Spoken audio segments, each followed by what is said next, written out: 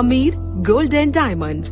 ഒരു business magnate ആണോ അല്ലെങ്കിൽ ഏതെങ്കിലും ഒരു രാഷ്ട്രീയ സ്വാധീനം ഉണ്ടാക്കാൻ കഴിയുന്നതുകൊണ്ടാണ് നിലമ്പൂരിൽ സാധാരണ സർക്കാർ സ്കൂൾ പഠിച്ച് നിലമ്പൂരിലെ വിദ്യാഭ്യാസ സ്ഥാപനം ഒരു ഘട്ടത്തിൽ അയാൾ SFIയുടെയും DYFIയുടെയും ഭാരവാഹിത്വം കഴിഞ്ഞതിന് ശേഷം അയാൾ രാഷ്ട്രീയത്തിന്റെ ദൈനംദിനത്തിൽ നിന്ന് കുതറിമാറാൻ ശ്രമിച്ചിട്ടാണ്, ഒരു ജോലിക്ക് വേണ്ടി കുതറിമാറാൻ ശ്രമിച്ചിട്ടാണ്. ഒന്ന് എൻ്റെ നാട്ടുകാരനായിട്ടുള്ള TV രാജേഷ്, അയാളുടെ സീനിയറായിട്ട് TV രാജേഷാണ് അയാൾ രാഷ്ട്രീയത്തിലേക്ക് കൊണ്ടുവരുന്നത്.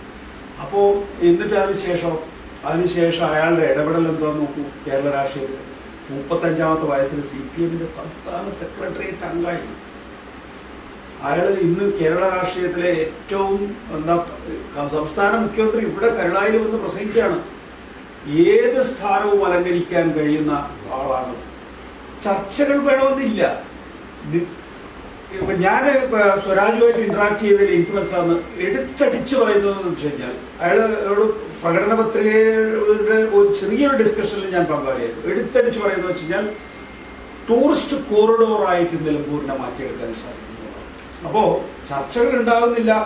മാധ്യമങ്ങളെ പഴിച്ചോളൂ, എനിക്കും മാധ്യമങ്ങളെ കുറിച്ച് വിമർശനമുണ്ട്. പക്ഷേ നിലമ്പൂരിനെ മാറ്റിമറിക്കാൻ കഴിയുന്ന പ്രതിഭയുള്ള ആളാണ് M. സ്വരാജ്. അതിപ്പോൾ UDF കാരനോ LDF കാരനോ BJP കാരനോ എന്നുള്ളത് മാറ്റി നിർത്തുക.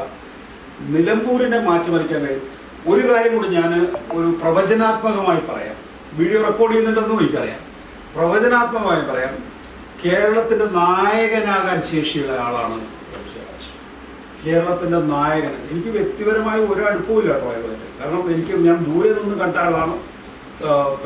ചർച്ചകളിൽ പങ്കെടുത്തിട്ടുണ്ട് എന്നല്ലാതെ എനിക്ക് അതിനപ്പുറം. പക്ഷെ കേരളത്തിൻ്റെ നായകനാകാൻ ശേഷിയുള്ള ആളാണ്. അപ്പോൾ നമ്മൾ EMS വന്ന പോലെ, EK നായനാർ വന്ന പോലെ, VS വന്നതുപോലെ, പിണറായി വന്നതുപോലെ ഈ നിലമ്പൂരിൽ നിന്ന് ഒരു അവസരം നമുക്ക് കിട്ടുകയാണ് M. സ്വരാജ്.